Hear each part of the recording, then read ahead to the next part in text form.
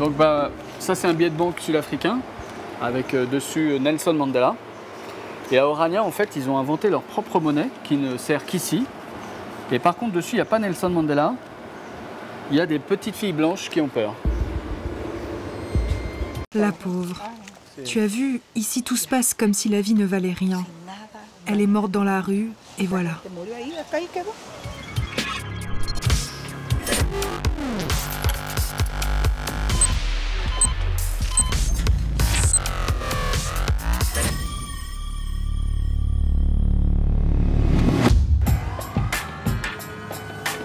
Le Salvador, en Amérique centrale, un pays de 6 millions d'habitants qui détient le plus haut taux d'homicide au monde. Les auteurs de ces tueries, ce sont les gangs qu'on appelle ici Maras.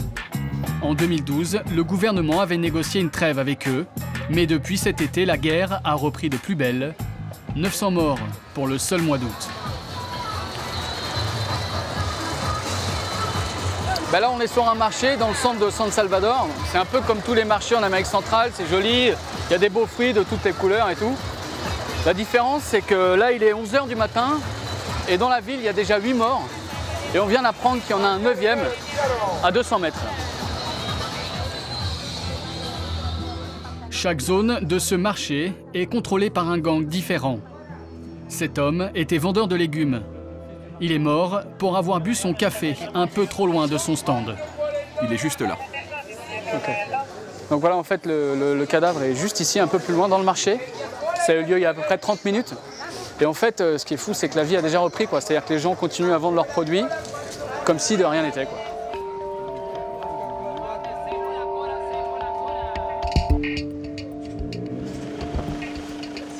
Cette violence gratuite, c'est le quotidien de Nuria Descobar, médecin légiste.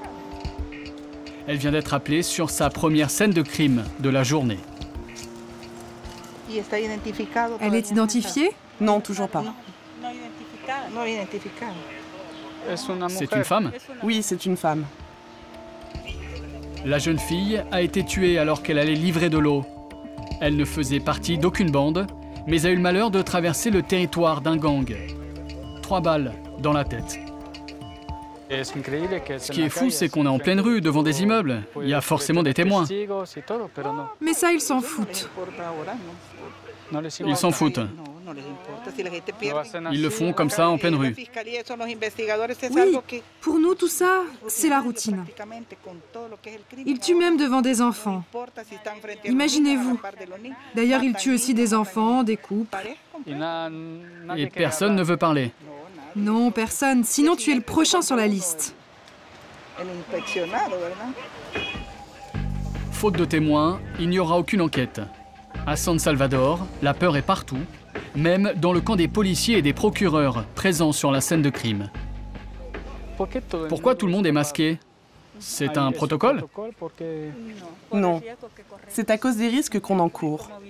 Nous aussi, on vit dans des quartiers contrôlés par les gangs. Et en ce moment, ils essayent de tuer tous les représentants de l'État. Donc on ne veut pas que nos visages soient reconnus. Parce que vous pensez qu'ils voient ce qui se passe en ce moment? Oui, bien sûr. Ici, tout se sait. Ils nous observent? Oui, en ce moment, on est surveillés.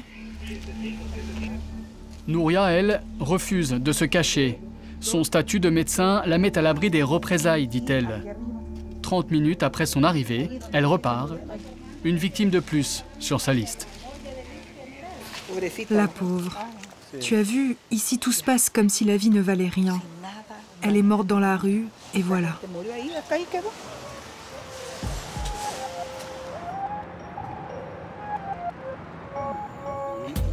Nous avons voulu rencontrer ceux qui plongent le pays dans un bain de sang. Des membres du Gang 18, un des 2 plus puissants du pays. Après plusieurs prises de contact, ils acceptent de nous rencontrer. Carlos nous fait la visite. Tout ça ici, c'est notre territoire. Là-bas, c'est le territoire du gang ennemi, mais on voudrait leur prendre ces maisons au fond, où tu vois les tours là. Et comment on fait pour leur prendre? Pour ça, il faut sortir les armes et dégager les insectes qui vivent là-bas. Pour les gangs, chaque portion de la ville est un enjeu stratégique. Ce sont eux qui contrôlent le trafic de drogue. Nos ennemis sont juste là. En ce moment, ils surveillent leur territoire. Mais ils sont tout près. Oui, oui. Carlos n'est plus impressionné. Il est dans le gang depuis qu'il a 11 ans. Il y a bien longtemps que la mort le fait rire. Si tu veux, on va faire une petite fête avec eux. Mais tu veux dire quoi, une fête On va leur tirer dessus. Non, je rigole. On pourrait, mais on va pas le faire, t'inquiète. Ces membres du gang 18 évoluent dans un monde d'ultra-violence. Ils tuent et se font tuer. Qu'est-ce que vous pensez du fait qu'il y ait tant de morts dans le pays? Les gens qui habitent ici savent que demain, ça peut être leur tour. Ici, on vit en sursis. On sait que tôt ou tard, il va nous arriver quelque chose. On peut être tué par les gangs, par la police, par les militaires, par n'importe qui. C'est ça la vie au Salvador. Ce matin, justement, je parlais avec ma femme. Je lui disais, aujourd'hui, j'ai 32 ans. Tu imagines le nombre d'années que j'ai passé dans le gang? Dieu m'a bien protégé. Arrivé à mon âge, c'est très rare. Mais 32 ans, c'est très jeune. Dans notre monde, non. Des vétérans de 32 ans et des miraculés comme Charlie. Ça, c'est les balles que m'ont mis l'autre gang. J'en ai pris 16 en tout. En une seule fois? Non, en 3 fois. Et donc ça le fait rigoler. 16 balles en 3 fois. Nous quittons le territoire du gang. Malgré l'ambiance détendue, ces hommes inspirent la terreur. Rares sont ceux qui osent les affronter. Nous embarquons avec les halcones, les faucons, une unité de 40 hommes triés sur le volet pour capturer les gangs. C'est dangereux partout maintenant au Salvador. Il faut qu'on soit toujours en alerte, tu vois.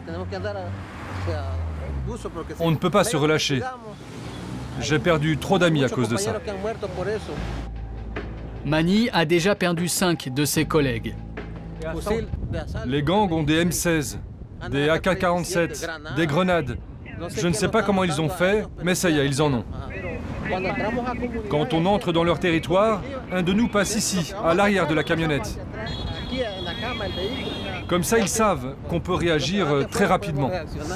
En fait, ce qu'il est en train d'expliquer, c'est qu'ils ne peuvent pas tous être à l'intérieur du véhicule, parce que quand ils rentrent dans les quartiers où il y a les gangs, s'ils sont tous à l'intérieur, ils peuvent jeter une grenade et la voiture explose. C'est déjà arrivé. Donc il y en a toujours un qui reste ici pour surveiller qu'il n'y ait pas des gens qui arrivent et qui fassent des choses un peu difficiles, compliquées.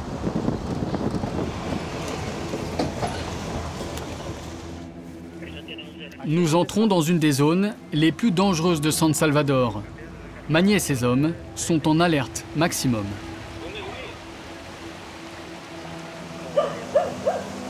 Ils rentrent dans les maisons tranquilles. Hein. En même temps, on est dans un territoire de la 18, donc il n'y a pas vraiment de loi, quoi. L'endroit où nous entrons n'est pas une maison comme les autres. C'est un lieu de culte clandestin où l'on pratique la magie noire. L'ambiance y est surréaliste. Regarde la tronche du mec, elle est incroyable. En gros, ici, on est dans un endroit où il y a des chamans et des sorciers. Et les policiers viennent voir ici parce qu'ils savent que les maras, les gangs, croient beaucoup dans tout ce qui est rite, etc., de sorcellerie. Donc c'est un endroit où ils sont susceptibles de les trouver. Quand on perquisitionne les maisons où les gangs se rassemblent, on trouve souvent des objets de culte, comme ceux qu'il y a ici. Ils s'en servent pour leurs rites, des rites sataniques. Dans une petite pièce, à l'abri des regards, le propriétaire me montre le saint que vénèrent les gangs. Ah oui, d'accord. Donc ça, c'est la Santa Muerte. C'est le saint que prient les maras. La Santa Muerte, c'est la patronne des morts. Les gangs lui apportent des offrandes pour se protéger du danger.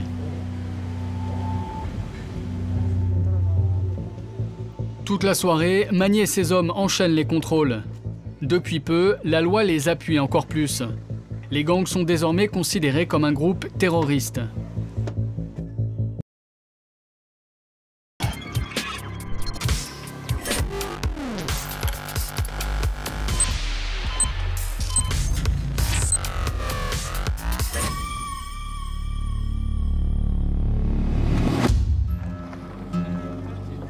Le Northern Cape, au nord de l'Afrique du Sud.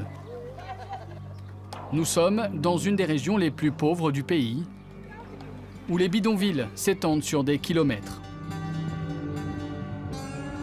Au bout de la route principale, au milieu de nulle part, une ville unique en Afrique du Sud, Orania et son millier d'habitants. Bon, donc là, ça y est, on est arrivé à Orania. Et donc, à partir de maintenant, l'Afrique est blanche. En Afrique du Sud, moins de 10% de la population est blanche. Ici, c'est 100%. Aucun noir n'est autorisé à vivre à Orania. Chaque hectare de la ville est une propriété privée, achetée par les habitants. Tous sont afrikaners, descendants des premiers colons blancs d'Afrique du Sud. Ça s'appelle comment? Kashgar. On va te regarder faire du Archkar. Comment ça s'appelle? Ah oui, le Kashgar. Kashgar. Ok, bonne chance. C'est quand même des jouets du XVIIe siècle. Hein. Et quand on est journaliste, rien ne peut se faire sans James, le responsable de la communication d'Orania. C'est lui qui autorise les visites de la ville. En fait, la raison pour laquelle on a créé Orania, c'est qu'ici en Afrique du Sud, les afrikaners sont en minorité. À Orania, nous voulions créer une communauté où notre minorité puisse devenir une majorité. Si Orania a été créé, c'est surtout à cause de la fin de l'apartheid. Mais ça, James n'aime pas trop qu'on en parle. Mauvaise publicité. Pourtant, dans la ville, les références sont nombreuses. Ici, une statue d'Henrik Verwoerd, le Premier ministre à l'origine des lois de ségrégation raciale durant l'apartheid. Quand nous sommes arrivés, vous nous avez dit qu'Orania n'avait aucun lien avec l'apartheid. Mais le surnom de cet homme, c'est l'architecte de l'apartheid. Donc pourquoi est-ce que vous avez une statue de lui à l'entrée de la ville, s'il n'y a aucun lien? Je pense que c'est la même chose en France, non? Là-bas, vous avez des statues de nombreux hommes politiques ou de généraux, comme Napoléon par exemple. Chaque année, 30 000 touristes se pressent pour venir admirer ce paradis pour blancs. Et les statues ne sont pas leur principale motivation. Comment vous vous sentez à Orania? Très bien. Vous ne vous sentez pas bien chez vous?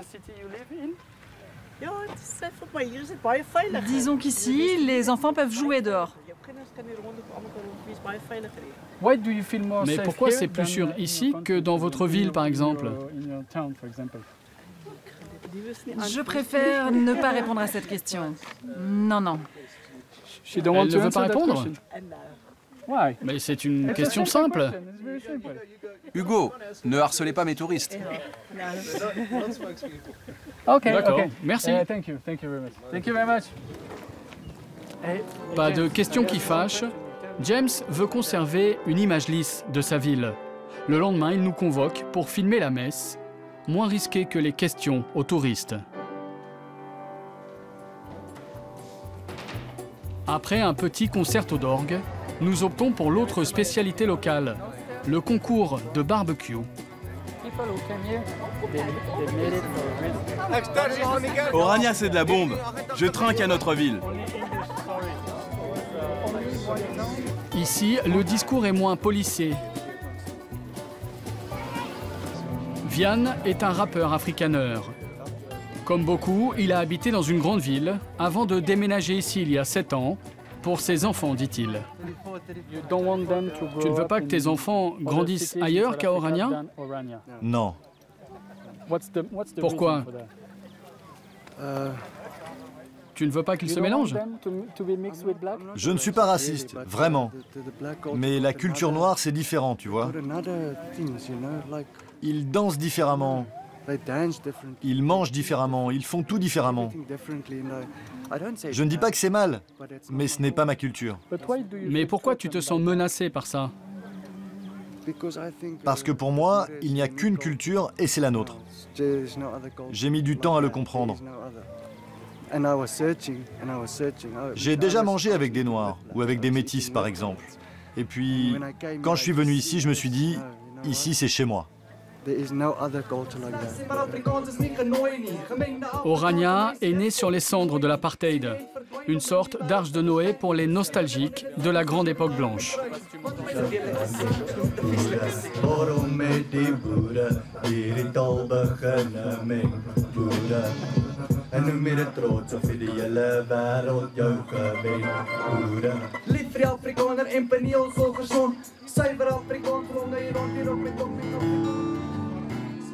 Orania séduit aujourd'hui une nouvelle génération. Une génération qui n'a jamais connu l'apartheid, mais refuse de vivre dans l'Afrique du Sud métisse. Dans cet Eldorado du bout du monde, ils vivent reclus, seuls avec leur peur.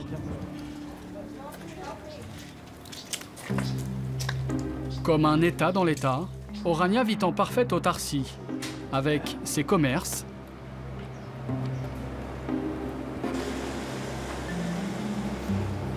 je suis pas sûr qu'il y ait beaucoup de clients pour celui-là, et même sa propre monnaie.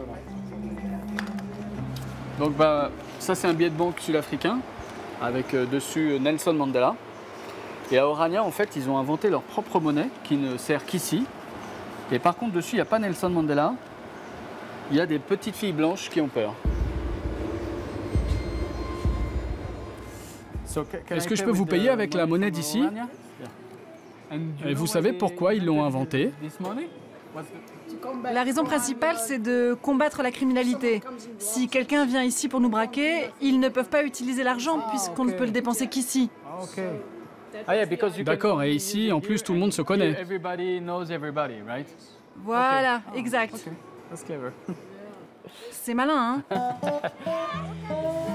Et pour être sûr que tout le monde marche dans la bonne direction, le passage obligé, c'est le musée de la culture Afrikaner. Aujourd'hui, c'est une classe d'école primaire qui est en visite. Ici, rien sur les centaines de Noirs tués pendant l'apartheid. C'est le privilège du directeur François De Vos. Il a créé ce musée et la version de l'histoire qui va avec. Tous ces présidents, ils ont exercé pendant l'apartheid, n'est-ce pas? Oui, le dernier a exercé en 1989. Mais le mot apartheid n'est écrit nulle part. On ne dit pas trop apartheid. En afrikaans, on appelle ça l'époque du développement séparé. Oui, apartheid, c'est un mot plein de haine. Et nous n'avons jamais haï un homme noir. Mais ils ont été frappés, torturés, arrêtés? Non. Mais à l'époque, par exemple, un homme noir ne pouvait pas aller aux mêmes toilettes qu'un homme blanc. Vous trouvez ça normal? Oui, c'est une question de standard. Ils sont différents chez eux et aujourd'hui, ça continue. Mes questions provoquent une légère panique chez la maîtresse d'école. Les enfants partent? Oui, le bus. Ah, parce que c'est intéressant de parler de la période du régime d'apartheid, non? Oui. Ok, d'accord. Finalement, le directeur m'emmène vers une salle plus neutre. Ces coquillages viennent de la baie de Jeffreys, à l'est de Cape Town. C'est intéressant. Vous voyez, ils sont en très bon état. Ok. Donc dans le musée sur l'histoire des Afrikaners, il n'y a rien sur les tortures et les tueries de Noirs pendant l'apartheid. Par contre, il y a une très belle collection de coquillages. À Orania, l'esprit de l'apartheid survit, mais il ne dit pas son nom. Chaque année, une centaine de nouveaux arrivants s'installent dans la ville, bien loin des rêves de réconciliation nationale de Mandela. Donc ça c'est un billet de banque sud-africain, avec dessus Nelson Mandela. Et à Orania, en fait, ils ont inventé leur propre monnaie, qui ne sert qu'ici. Et par contre, dessus, il n'y a pas Nelson Mandela. Il y a des petites filles blanches qui ont peur.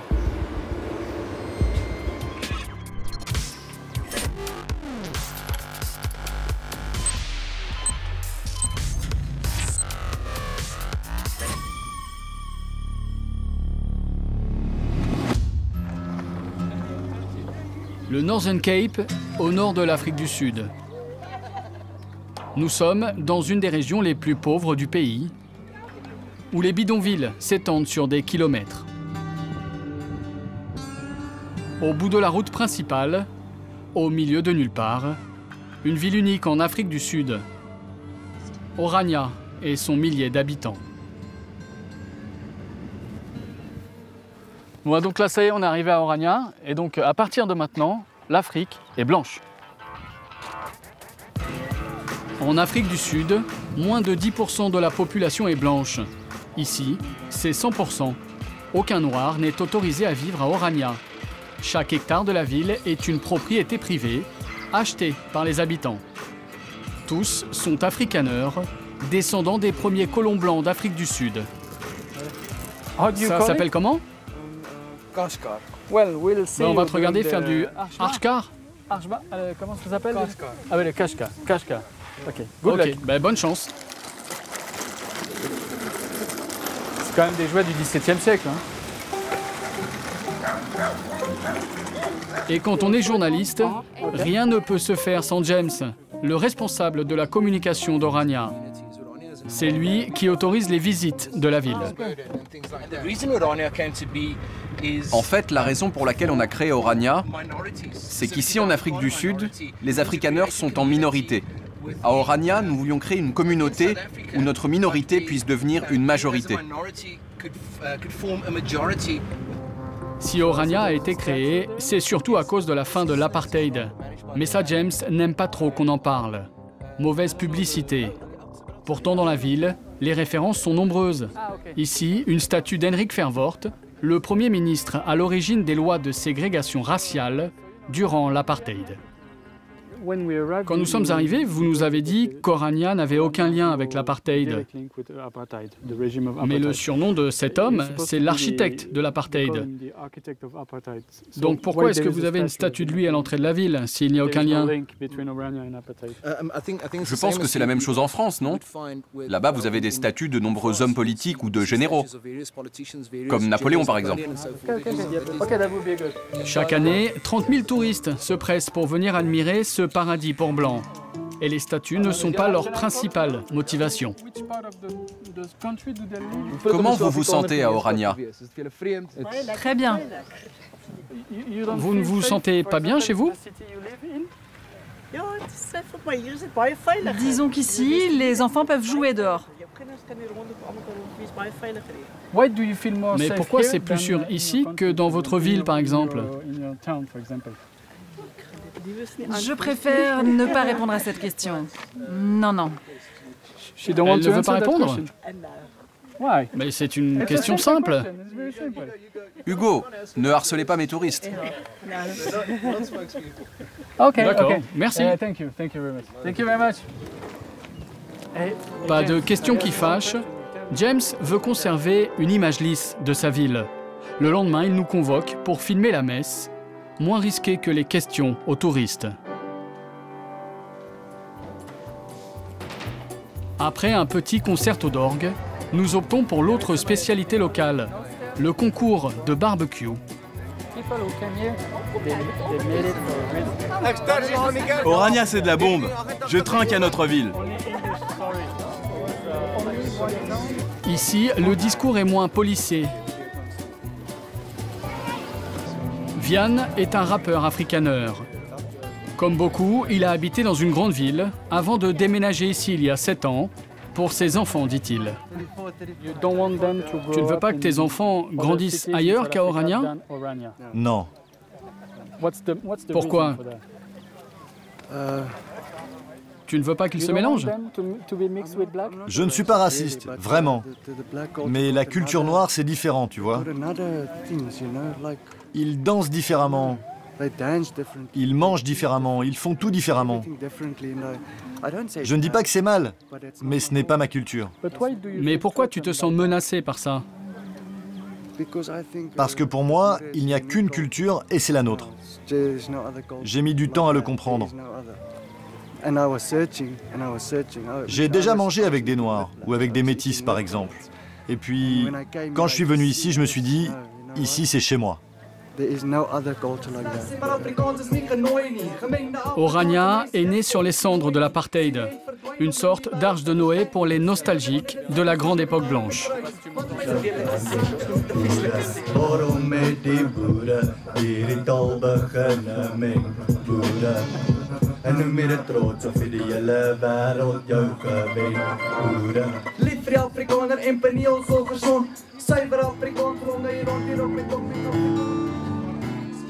Orania séduit aujourd'hui une nouvelle génération.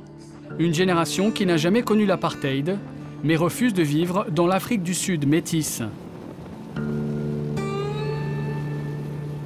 Dans cet Eldorado du bout du monde, ils vivent reclus, seuls avec leur peur. Comme un État dans l'État, Orania vit en parfaite autarcie, avec ses commerces,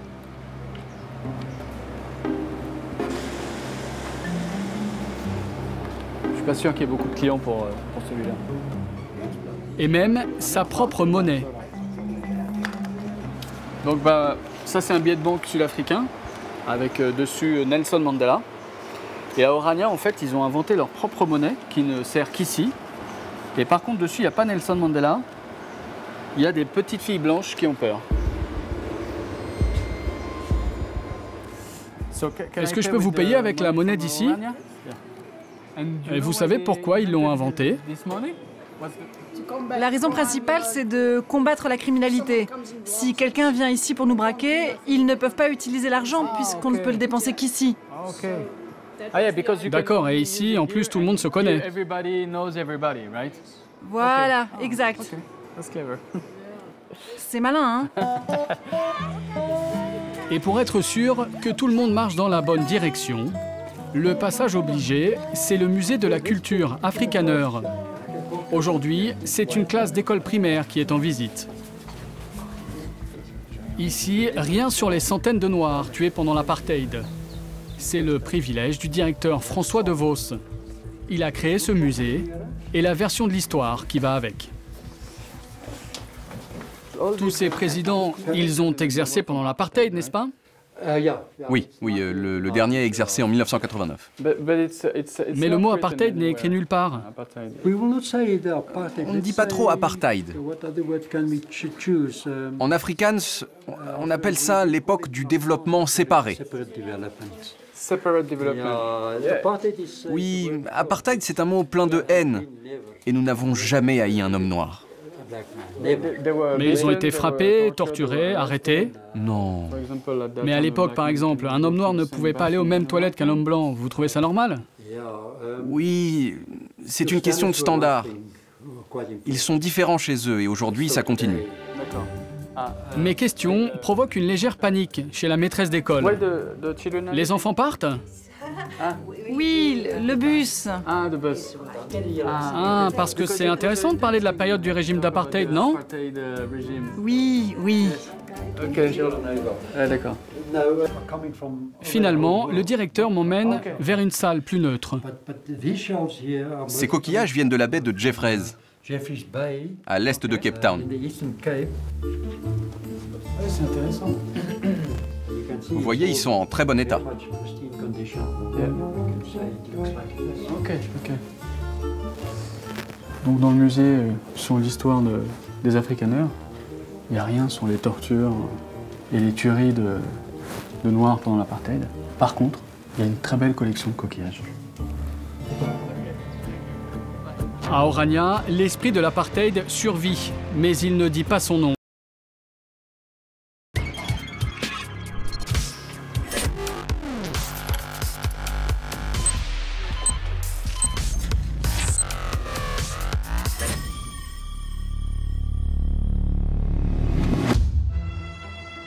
Bucarest, en Roumanie, une ville de 2 millions d'habitants qui cache un phénomène unique en Europe.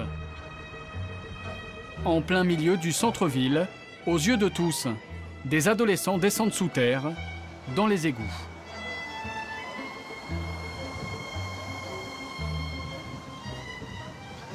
Là, on va aller voir une des communautés qui vit sous la terre. Donc c'est parti.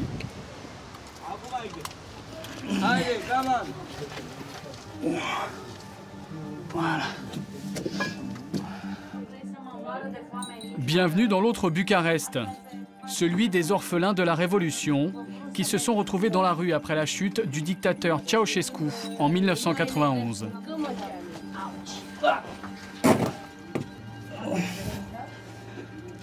Ah ouais, c'est vraiment pas pratique quand même.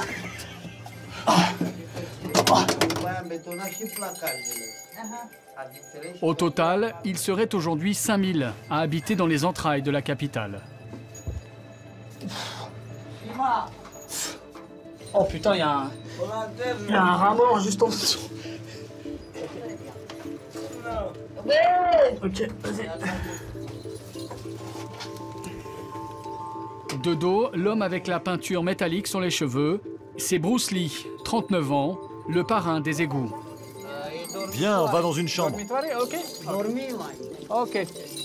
On le reconnaît à ses chaînes qu'il porte en permanence aux poignets et aux pieds. Pour garder la forme, dit-il. Il vit dans les égouts depuis qu'il a 15 ans. Sans son autorisation, impossible de mettre un pied sous terre. Quand je suis entré la première fois dans les égouts, je n'aimais pas du tout l'endroit. Je connaissais déjà la rue, mais ici j'avais l'impression que les gens ne faisaient que survivre. Quand tu atterris dans les égouts, de toute façon, ça veut dire que tu n'as plus aucune importance. Que personne ne te considère. Tu es comme inexistant.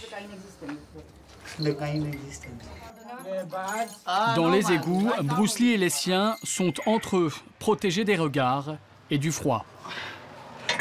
Ici, il fait super chaud. Ça, c'est des tuyaux d'eau chaude de la ville. Et pour rentrer, il faut passer dessous. Près des tuyaux, la température atteint les 50 degrés. Ventilateur.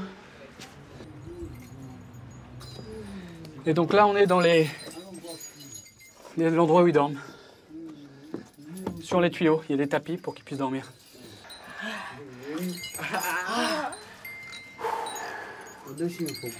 C'est une chambre? Ah non, c'est une cuisine.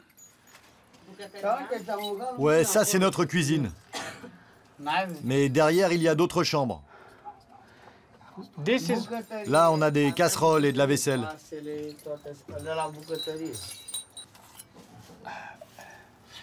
Non, ça c'est de la ferraille. Tu vois, ici, l'hiver, c'est complet. Du premier égout là-bas jusqu'ici, c'est plein. Ici, on a bétonné tous les tuyaux. Sinon, tu meurs de chaud. C'est impossible de tenir. La journée, Bruce Lee et les siens récupèrent du métal pour gagner leur vie. Ils nous emmènent dans l'endroit où tout est entreposé. Là, on rentre en fait dans un espace qui est construit en dur juste au-dessus des égouts, qui est la dernière construction de Bruce Lee et de sa communauté. Et c'est comme une maison construite tout autour de l'égout.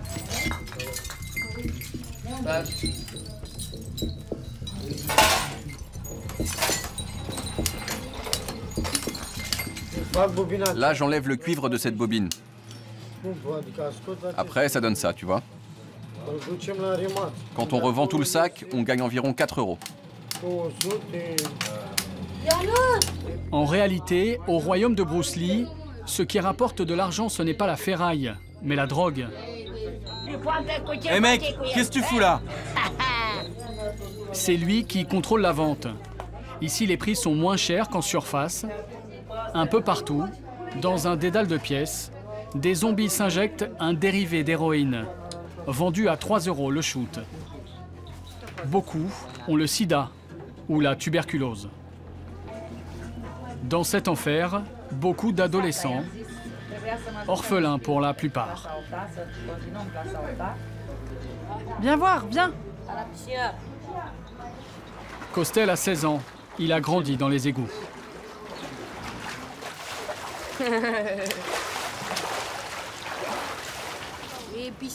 Tu vois, c'est notre piscine. On l'a construite il y a 1 an. Comme les autres, il inhale quotidiennement de la peinture métallique. Quand j'ai commencé, je ne savais même pas ce qu'il y avait dans ce sac. Au début, je croyais qu'il y avait de l'eau. C'est quelqu'un qui m'a montré comment se droguer. Mais je crois qu'il est mort maintenant. Avec ça, je rêve. Je vois plein d'images. Leur petit sac à la main, ils échappent à une réalité sordide. Nos parents, ils sont tous morts. Pour ces enfants perdus, Bruce Lee est un gourou.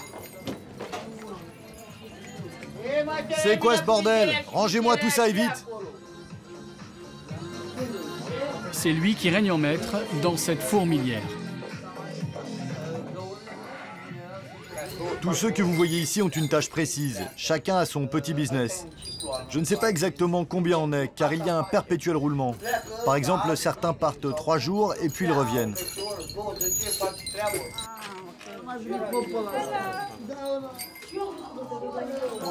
Ah, il y a une autre. Il y a des trous partout en fait là. Ah ouais.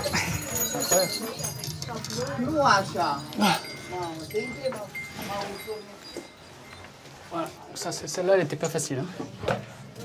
Tu peux lui demander si le trou dans lequel on vient de passer, là, on est d'accord que c'est le plus petit. Il n'y a pas plus petit quand même.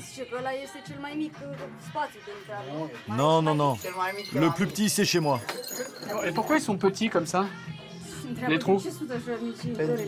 C'est pour la sécurité. Pour pas que plusieurs personnes puissent passer en même temps. On a beaucoup de gens mal intentionnés qui veulent rentrer ici et nous voler.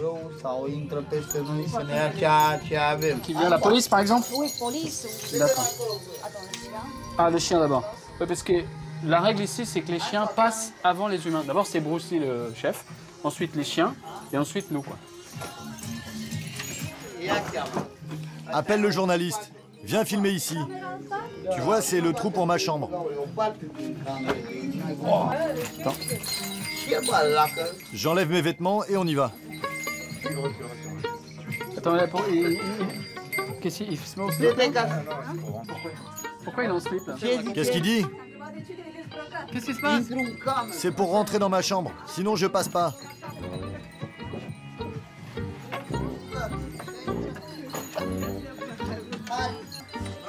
Alors, tu te dépêches, qu'est-ce que tu fais?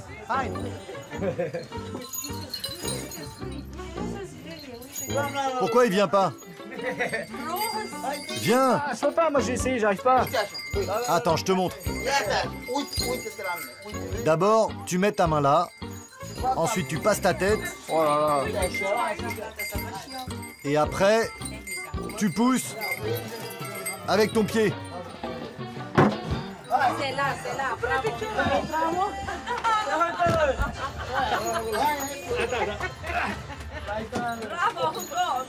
L'entrée de la chambre fait à peine 25 cm de largeur. J'espère que sa chambre allait bien. Ici, Bruce Lee a fait installer un lustre, un écran plat et même le câble. L'entrée est surveillée en permanence. On est dans ma chambre. C'est moi qui garde tous les objets de valeur. Je suis le seul à en autoriser l'accès. J'ai aussi des bonnes bouteilles de vin. Celle-là, par exemple, elle est de 1998. Fin de la visite de la chambre de Bruce Lee, la plus spacieuse et la plus luxueuse aussi.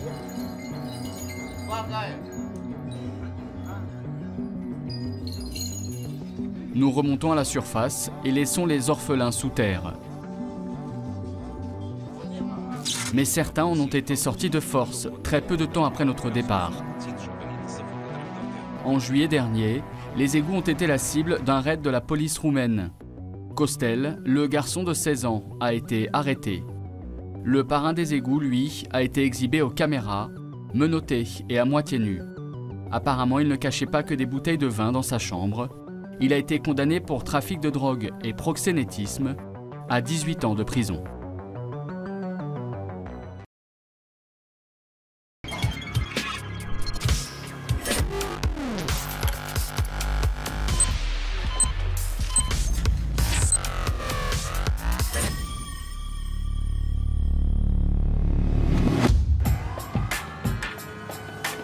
Le Salvador, en Amérique centrale.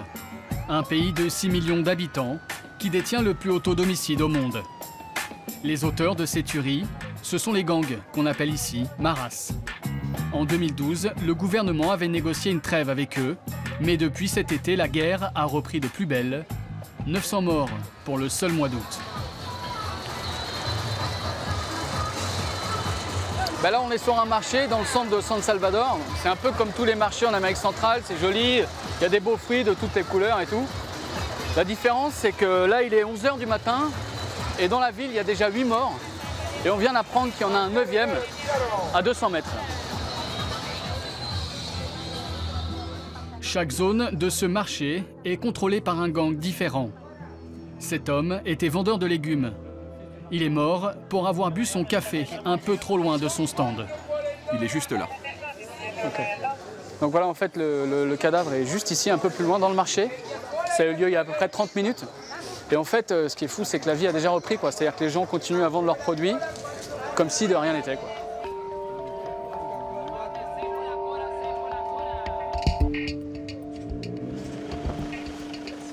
Cette violence gratuite, c'est le quotidien de Nuria Descobar, médecin légiste. Elle vient d'être appelée sur sa première scène de crime de la journée. Elle est identifiée? Non, toujours pas. C'est une femme? Oui, c'est une femme. La jeune fille a été tuée alors qu'elle allait livrer de l'eau. Elle ne faisait partie d'aucune bande, mais a eu le malheur de traverser le territoire d'un gang. 3 balles dans la tête. Ce qui est fou, c'est qu'on est en pleine rue, devant des immeubles. Il y a forcément des témoins. Mais ça, ils s'en foutent. Ils s'en foutent. Ils le font comme ça, en pleine rue. Oui, pour nous, tout ça, c'est la routine. Ils tuent même devant des enfants. Imaginez-vous. D'ailleurs, ils tuent aussi des enfants, des couples. Et personne ne veut parler. Non, personne. Sinon, tu es le prochain sur la liste. Faute de témoins, il n'y aura aucune enquête. À San Salvador, la peur est partout, même dans le camp des policiers et des procureurs présents sur la scène de crime. Pourquoi tout le monde est masqué? C'est un protocole? Non, c'est à cause des risques qu'on encourt. Nous aussi, on vit dans des quartiers contrôlés par les gangs. Et en ce moment, ils essayent de tuer tous les représentants de l'État. Donc on ne veut pas que nos visages soient reconnus. Parce que vous pensez qu'ils voient ce qui se passe en ce moment? Oui, bien sûr. Ici, tout se sait. Ils nous observent? Oui, en ce moment, on est surveillés. Nuria, elle, refuse de se cacher. Son statut de médecin la met à l'abri des représailles, dit-elle. 30 minutes après son arrivée, elle repart. Une victime de plus sur sa liste. La pauvre. Tu as vu, ici tout se passe comme si la vie ne valait rien. Elle est morte dans la rue, et voilà.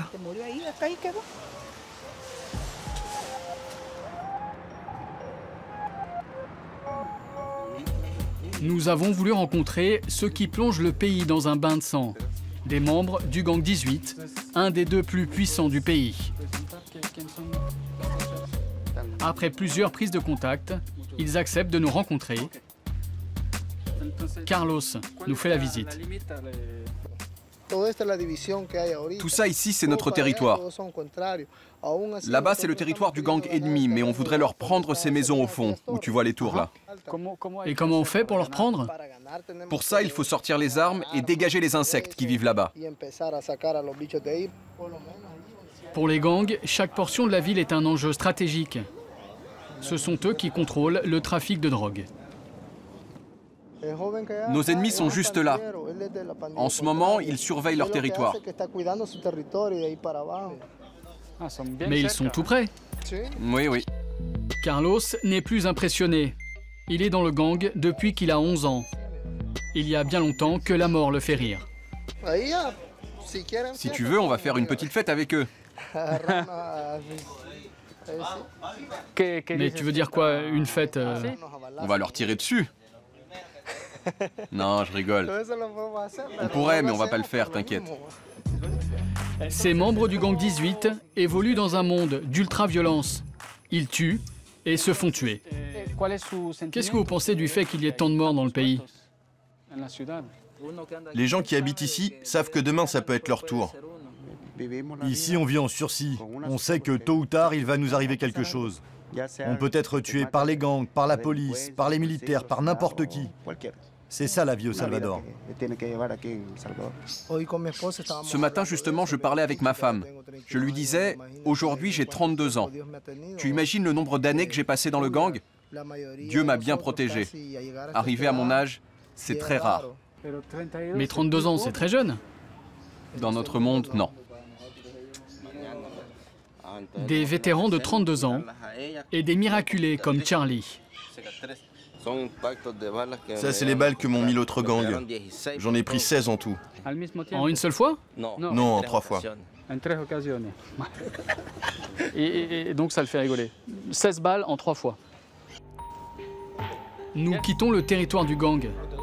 Malgré l'ambiance détendue, ces hommes inspirent la terreur. Rares sont ceux qui osent les affronter. Nous embarquons avec les halcones, les faucons, une unité de 40 hommes triés sur le volet pour capturer les gangs. C'est dangereux partout maintenant au Salvador. Il faut qu'on soit toujours en alerte, tu vois. On ne peut pas se relâcher. J'ai perdu trop d'amis à cause de ça. Mani a déjà perdu 5 de ses collègues. Les gangs ont des M16, des AK-47, des grenades. Je ne sais pas comment ils ont fait, mais ça y est, ils en ont. Quand on entre dans leur territoire, un de nous passe ici, à l'arrière de la camionnette. Comme ça, ils savent qu'on peut réagir très rapidement. En fait, ce qu'il est en train d'expliquer, c'est qu'ils ne peuvent pas tous être à l'intérieur du véhicule, parce que quand ils rentrent dans les quartiers où il y a les gangs, s'ils sont tous à l'intérieur, ils peuvent jeter une grenade et la voiture explose. C'est déjà arrivé. Donc il y en a toujours un qui reste ici pour surveiller qu'il n'y ait pas des gens qui arrivent et qui fassent des choses un peu difficiles, compliquées.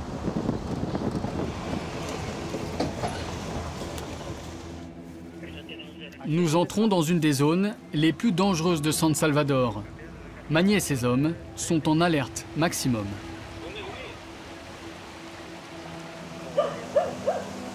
Ils rentrent dans les maisons tranquilles. Hein. En même temps, on est dans un territoire de la 18, donc il n'y a pas vraiment de loi, quoi. L'endroit où nous entrons n'est pas une maison comme les autres. C'est un lieu de culte clandestin où l'on pratique la magie noire. L'ambiance y est surréaliste. Regarde la tronche du mec, elle est incroyable. En gros, ici, on est dans un endroit où il y a des chamans et des sorciers. Et les policiers viennent voir ici parce qu'ils savent que les maras, les gangs, croient beaucoup dans tout ce qui est rite, etc., de sorcellerie. Donc c'est un endroit où ils sont susceptibles de les trouver. Quand on perquisitionne les maisons où les gangs se rassemblent, on trouve souvent des objets de culte, comme ceux qu'il y a ici. Ils s'en servent pour leurs rites, des rites sataniques. Dans une petite pièce, à l'abri des regards, le propriétaire me montre le saint que vénèrent les gangs. Ah oui, d'accord. Donc ça, c'est la Santa Muerte. C'est le saint que prient les maras. La Santa Muerte, c'est la patronne des morts. Les gangs lui apportent des offrandes pour se protéger du danger.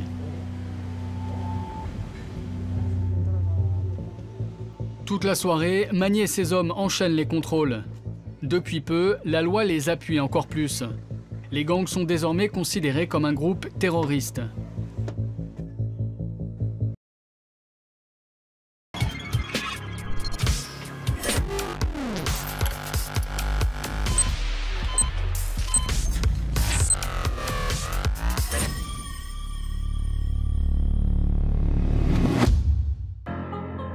« 26 avril 1986, en Ukraine.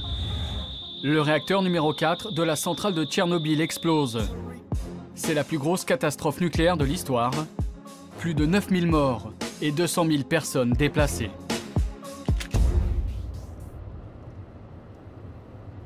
Près de 30 ans après, Tchernobyl est toujours contaminé. Dans un rayon de 30 km, la zone est interdite aux civils. Nous obtenons l'autorisation d'y pénétrer, mais sous certaines conditions. Vous ne pouvez pas toucher de bâtiments ou de plantes dans la zone. On ne s'accoude pas non plus, on ne s'assoit pas. Par exemple, on ne peut pas toucher l'air. Et vous ne pouvez pas non plus poser la caméra par terre. C'est Alexander, un guide officiel ukrainien, qui nous escortera dans la zone, et Daria, qui nous traduira. Avant de rentrer, il faut que vous me signiez ce papier qui certifie que vous respecterez les consignes de sécurité et que vous n'avez pas de problèmes médicaux. Petite décharge, quoi. Bienvenue dans la zone interdite de Tchernobyl. Sur la route, déserte, nous n'avons pas le droit d'ouvrir les fenêtres à cause des radiations. Malgré cela, les sonneries des compteurs Geiger se déclenchent. Donc là, on est en train de traverser une tache de radioactivité sur la zone. Donc le compteur Geiger s'affole considérablement. Direction Pripyat, une ville créée dans les années 70 pour loger tous les ouvriers de la centrale. Là, on est à Pripyat, c'est la ville la plus proche du réacteur. C'était une ville modèle soviétique avec 50 000 habitants. Et du jour au lendemain, quand il y a eu la catastrophe, les 50 000 habitants qui étaient ici ont tous disparu, ils ont tous été évacués. Donc aujourd'hui, c'est une ville morte.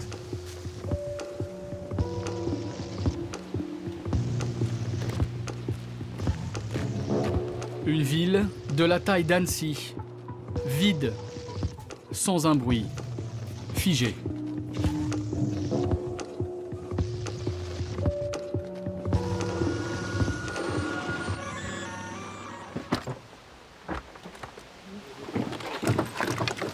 Alexander, le guide, connaît tous les recoins de la ville. Il y est né. Ah ouais, t'as encore les vieilles autotampos et tout.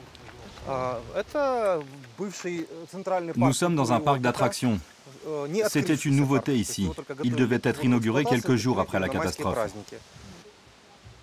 Sa ville d'enfance est aujourd'hui empoisonnée. Après la catastrophe, les autorités ont utilisé cet endroit pour ravitailler les hélicos qui allaient sur le site du réacteur. Du coup, ce lieu est devenu extrêmement radioactif. Regardez autour de cette fleur, c'est intéressant. En France, la limite maximum d'exposition aux radiations est de 20 millisieverts par an. Ici, le plafond explose. 300, 400, 800. Nous ne pouvons rester que quelques minutes sur place.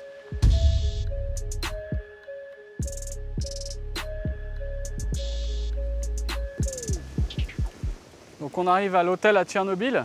C'est le seul hôtel qu'il y a dans la zone interdite. Et donc là, on est vraiment dans la zone contaminée. Je pense qu'il y aura des chambres de libre.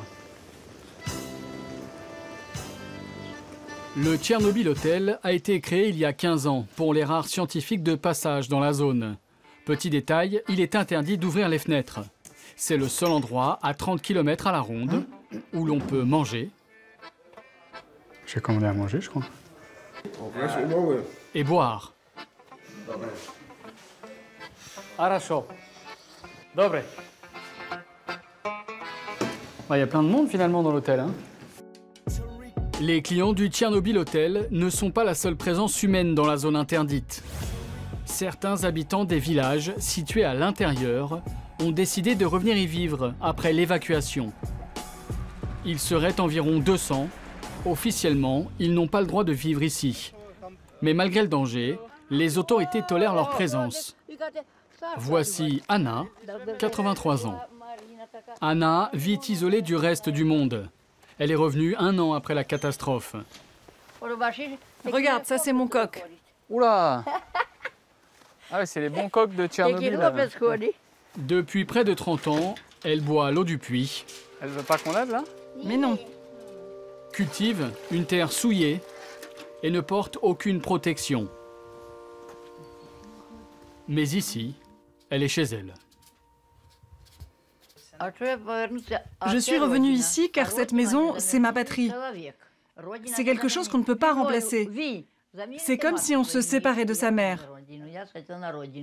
Quand je suis revenue la première fois, les avions avaient balancé un produit noir sur toute la zone. Moi, je me suis dit, je vais essayer de manger une framboise sans la laver. Et si je meurs, c'est le destin. Et vous voyez, je suis toujours là. Avant de quitter Anna, tradition oblige, une petite salade de pommes de terre radioactives de son jardin et une vodka faite maison à 55 degrés. На здоровье. На здоровье. За лекарство. Ok. Да всю. Саша, ты те игрушки не знаю, какие. Хорошо. Prenez des pommes de terre. Ah ouais, je vais prendre des pommes de terre. Hein. Elle a fini son verre. Bah, non mais... Ça m'a tout lavé là. Allez, je vais t'embrasser. Merci. Ah, merci. Plus surprenant encore, d'autres viennent à Tchernobyl pour le plaisir. Ah, il a fait exprès quoi. Nous avons rencontré Yuri. Il fait partie d'une communauté de jeunes qui rentrent clandestinement sur le site. Leur raison, ce jeu vidéo, Stalker, où les personnages doivent survivre à Tchernobyl. Depuis 5 ans, Yuri vient ici pour faire le plein d'adrénaline. Je rentre toujours avec cette tenue de camouflage. L'idée, c'est d'être invisible quand tu bouges dans la zone. Pourquoi il aime venir ici, lui? Qu'est-ce qui l'intéresse? C'est difficile d'expliquer ce que je ressens ici. Tu viens une fois, tu viens 2 fois, et puis tu y prends goût. C'est comme une drogue. C'est un challenge aussi. Bon allez, faut que je me change. S'il se fait prendre, Yuri risque une amende et une peine de prison pour espionnage. Allez, allez, faut pas traîner. Bienvenue à Tchernobyl. Yuri connaît les points de passage pour éviter les patrouilles de militaires dans la zone. Vous voyez, à partir de là-bas, il faut vraiment se taire. Un de ses lieux préférés, ce cimetière de carcasses irradiées. Tout ça, c'est les véhicules militaires en fait. Alors évidemment, tout ça, c'est ce qu'on ne voit pas pendant la visite officielle, c'est-à-dire des tonnes et des tonnes de métal radioactif. Et c'est les restes des camions qui servaient à la décontamination, donc c'est hautement radioactif parce que c'était là dès les premiers jours de la catastrophe. Et maintenant, c'est abandonné complètement. Plus l'endroit est radioactif, plus Yuri est content. Regardez, on voit encore la phrase qu'ils écrivaient sur tous les camions qui allaient en zone contaminée. Ordre de ne pas prendre de passagers, parce qu'aucun civil ne devait monter sans avoir de protection. 30 ans après, Tchernobyl continue d'être une cicatrice dans l'histoire du nucléaire. Selon les spécialistes, il faudra encore plusieurs milliers d'années pour que les sols redeviennent propres.